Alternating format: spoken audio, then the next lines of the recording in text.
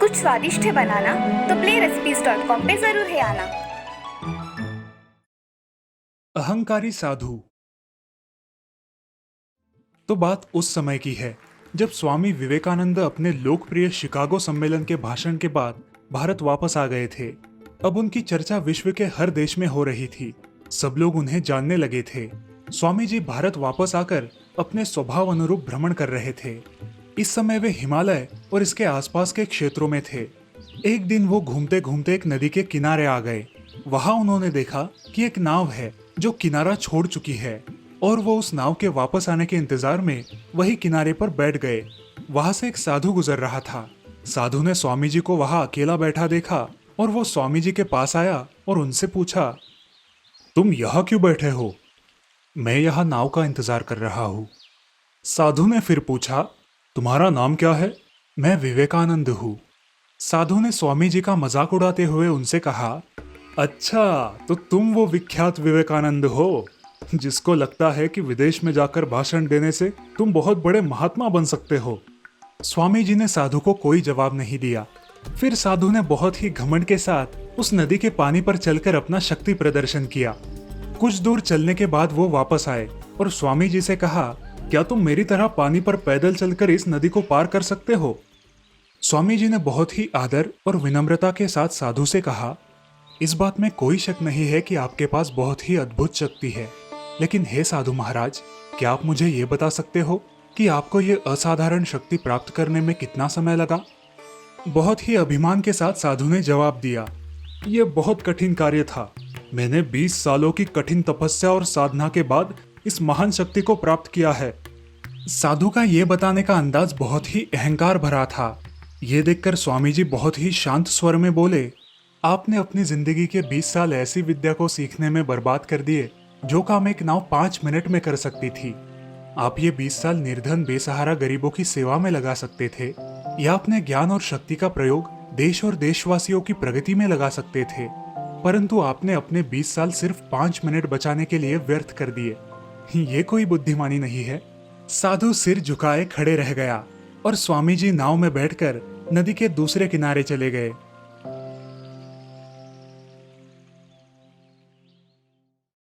इस कहानी से हमने ये सीखा कि ज्ञान और शक्ति का सही प्रयोग आवश्यक है। किसी शक्ति को प्राप्त करके यदि हम उस पर घमंड करते हैं तो ये मूर्खता है। अपनी शक्ति का इस्तेमाल सही जगह पर करना ही वास्तविकता में बुद्धिमानी है। लालची मटन वाला। श्यामपुर नाम के गांव में असलम नाम का एक आदमी रहा करता था। उसका गांव में मटन का दुकान था। असलम घर में अपनी माँ के साथ रहा करता था। उसने घर में बहुत सारी बकरियां पाल के रखी थी जिनकी देखभाल उसकी माँ करती थी। असलम का धंधा बहुत अच्छा चल रहा था और उसी कारण से उसके मन में अब लालच आ गया था। वो ग्राहकों के साथ अच्छी तरह से व्यवहार भी नहीं कर रहा था। ऐसे ही एक दिन उसके दुकान पर एक बूढ़ा आदमी आया। अरे असलम, मुझे 1 किलो मटन चाहिए था बेटा। अरे चाचा, आप ले जाइए, आपका ही तो दुकान है। अरे बेटा, मेरे घर मेहमान आने वाले हैं, इसलिए मुझे 1 किलो मटन चाहिए था, मगर मेरे पास पैसे नहीं है बेटा। चाचा, मैं पैसों के बिना कोई काम नहीं करता, आपको तो पता ही है ना। हाँ बेटा, मुझे पता है, मगर मेरे पास अभी पैसे नहीं है। मैं कल या परसों तुम्हें दे दूंगा। चाचा, मैं तुम पे विश्वास कैसे कर लूं? बेटा, तुम्हारा मुझ पर विश्वास नहीं है तो ये लो, ये मेरे हाथ की अंगूठी तुम्हारे पास रख लो। जब तक मैं तुमको पैसे वापस नहीं करूंगा तब तक ये अंगूठी तुम तुम्हारे पास ही रखो। ठीक है चाचा, ये लो आपका मटन। जब तक आप पैसे नहीं लाएंगे आपकी ये अंगूठी मेरे पास रहेगी। हाँ बेटा। बूढ़ा आदमी वहां से चला जाता है। असलम हर रोज किसी ना किसी को अपनी दुकान में कम मटन देकर उसे फंसाता था। उसका धंधा अब बहुत अच्छे से चलने लगा था। ऐसे ही एक दिन उसकी दुकान पर एक छोटा लड़का आया। चाचा, मेरी माँ ने मुझे आपके यहाँ से 1 किलो मटन लाने भेजा है। अभी देता हूँ। बेटे, इतने दिनों से तुम दुकान पर नहीं आए?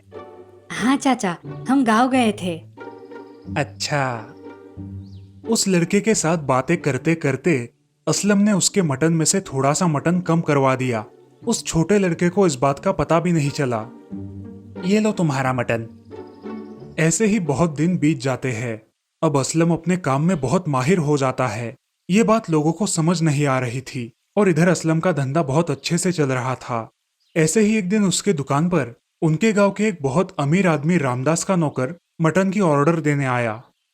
अरे असलम, हमारे मालिक के घर बहुत बड़ी पार्टी रखी हुई है, उसके लिए हमें 40 किलो मटन चाहिए, क्या मिल सकेगा? हाँ हाँ भाई, क्यों नहीं मिलेगा। अरे मैंने सब दुकानों में जाकर देखा, मगर मुझे इतना सारा मटन कोई नहीं दे सकता। मैंने तुम्हारा नाम सुना और तुम्हारे पास चला आया। भाई आप बिल्कुल सही जगह पर आए हो। आपको जितना मटन चाहिए उतना मैं दूंगा, बस किस दिन और कब चाहिए मुझे बता दो। परसों के दिन सुबह ही चाहिए। ठीक है, मिल जाएगा आपको। आप आपका पता मुझे लिख कर दो। नौकर ने अपने मालिक का कार्ड उसको दिया। ये लो, इस जगह टाइम से पहुंच जाना और ये तुम्हारा एडवांस। बाकी के पैसे मटन लाने के बाद दे दूंगा। ठीक है भाई, मैं टाइम से पहुंचा दूंगा। अब वो नौकर वहां से चला गया। असलम बहुत खुश हो गया और ये खुश खबर घर जाकर उसने अपने माँ से बताई। अरे माँ, मैं आज बहुत खुश हूँ। मुझे एक बहुत बड़ा मटन का ऑर्डर मिला है। मुझे 40 किलो मटन पहुंचाना है। ये तो बहुत अच्छी बात है। अब तैयारी में लग जाओ। हाँ माँ। 2 दिनों बाद सुबह ही उठकर असलम सारा मटन काट कर रखता है। उसे नापने लगता है और उस 40 किलो मटन से 5 किलो मटन बाजू में निकाल कर रखता है। अब सिर्फ 35 किलो मटन बच गया था। मैंने आज तक इतने सारे झोल किए हैं, मगर किसी को कुछ पता नहीं चला। क्यों ना इस बार थोड़ा बड़ा झोल कर दूं? अब असलम मटन लेकर उस नौकर ने दिए हुए पते पर चला गया। अरे अच्छा हुआ जल्दी लेकर आए। हाँ जी, लेकर आया।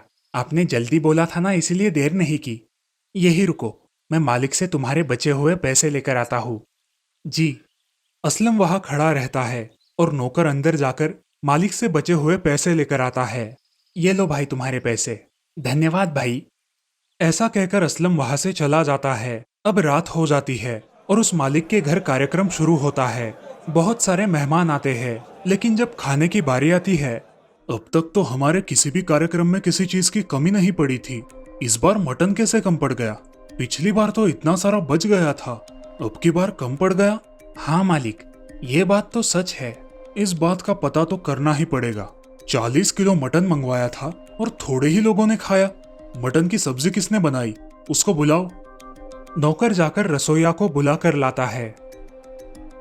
साहब, आपने बुलाया? हमारा मटन कम कैसे पड़ गया? हमेशा तो नहीं पड़ता, इस बार कैसे कम पड़ गया? साहब, हमेशा मटन बराबर रहता है, लेकिन इस बार मटन थोड़ा कम था, इसीलिए सब्जी भी थोड़ी कम ही बनी थी। सुंदर, तुमने कितना मटन मंगवाया था? मालिक, मैंने तो 40 किलो ही मंगवाया था, हमेशा की तरह। तो फिर कम कैसे पड़ गया? उस मटन वाले को बुलाओ, उसने ही कम मटन दिया होगा। कुछ ना कुछ गड़बड़ है। अब नौकर असलम को बुला कर लाता है। जी साहब, आपने मुझे बुलाया?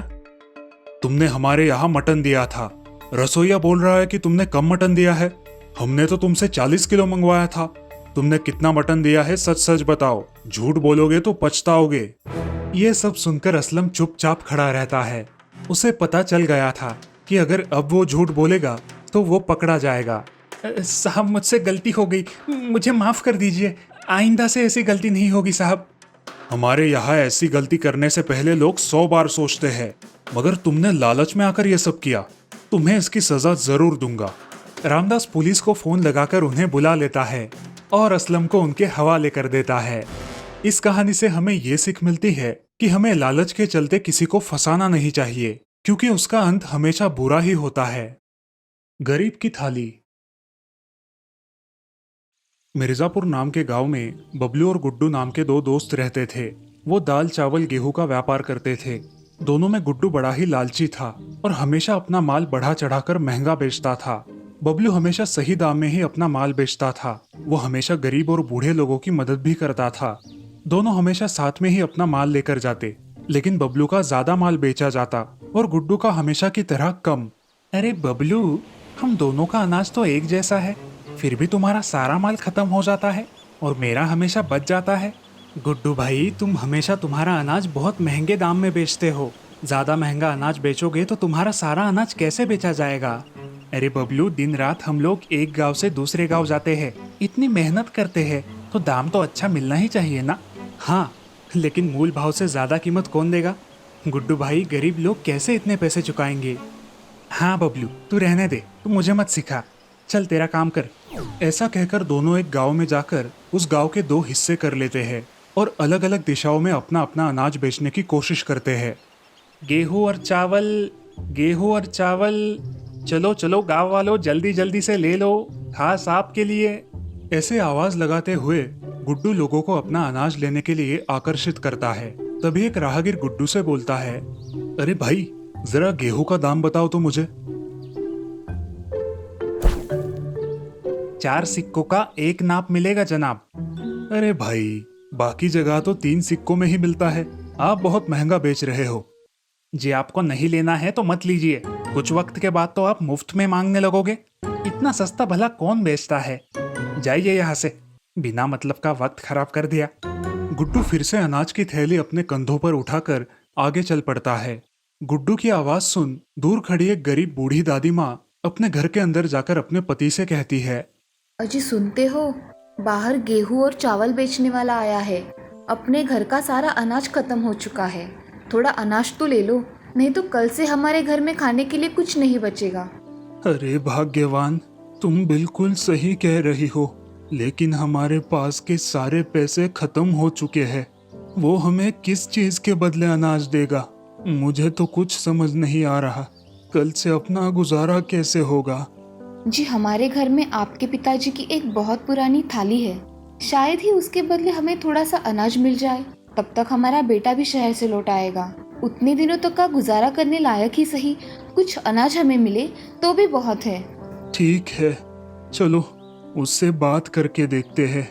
दादाजी घर के सामने से जा रहे गुड्डू को बुला लेते हैं और उससे कहते हैं, अरे बेटा, हमारे पास तुम्हें देने के लिए कुछ भी नहीं है सिवाय इस पुरानी थाली के। क्या तुम इस थाली के बदले में कुछ अनाज दोगे बेटा? बहुत मेहरबानी होगी। गुड्डू वो मैली खराब थाली देखता है और बोलता है, अरे बाबा जी, इस थाली के बदले तो एक मुट्ठी भी अनाज नहीं आएगा। कितनी मैली और पुरानी थाली है, ये मेरे किसी काम की नहीं, फिर भी एक बार देख लेता हूँ। गुड्डू उस थाली को पीछे से थोड़ा घिसकर देखता है, तब उसे पता चलता है कि वो तो सोने की थाली है। उसके मन में लालच आ जाता है। वो सोचता है कि इससे तो मैं बहुत अमीर हो जाऊंगा, और अगर ये थाली मुझे मुफ्त में मिल सकती है तो अपना अनाज जाया क्यों करूं? अरे नहीं नहीं, ये तो एकदम बेकार और जंग लगी हुई थाली है, इसके बदले में मैं तुम्हें कुछ नहीं दे सकता, ये मेरे किसी काम की नहीं। ऐसा बोलकर गुड्डू उस थाली को दादी के सामने फेंक देता है और वहां से चला जाता है। बेचारे दोनों बूढ़े दादा दादी घर के सामने ही निराश और मायूस होकर बैठ जाते हैं और भगवान को याद करते हैं कि अब उनका गुजारा कैसे होगा। थोड़ी देर बाद बबलू वहां से अनाज की बोरी कंधों पर लेकर पुकारता हुआ आता है। बबलू की नजर उदास और निराश बैठे दादा और दादी पर पड़ती है और बबलू उनके पास जाकर बोलता है, क्या हुआ दादी जी, आप ऐसे क्यों बैठी हो? कुछ समस्या है तो आप मुझे बता सकती हो, मैं जितना हो सके आपकी मदद कर दूंगा। बेटा, तुम एक भले आदमी लगते हो। हमारे घर का सारा अनाज खत्म हो चुका है और हमारे पास के सारे पैसे भी। अब जब तक हमारा बेटा शहर से नहीं लौट कर आता, हमारा गुजारा कैसे होगा? हम क्या खाएंगे? चिंता मत करो दादी जी, मैं आपको अनाज दे देता हूँ। बोलो कितना चाहिए आपको? नहीं बेटा, हमें मुफ्त में नहीं चाहिए। हमारे पास एक पुरानी थाली है, क्या तुम उसके बदले में हमें कुछ अनाज दे सकते हो? अच्छा ठीक है दादी जी, जैसा आप ठीक समझे, मैं खरीद लूंगा उस थाली को।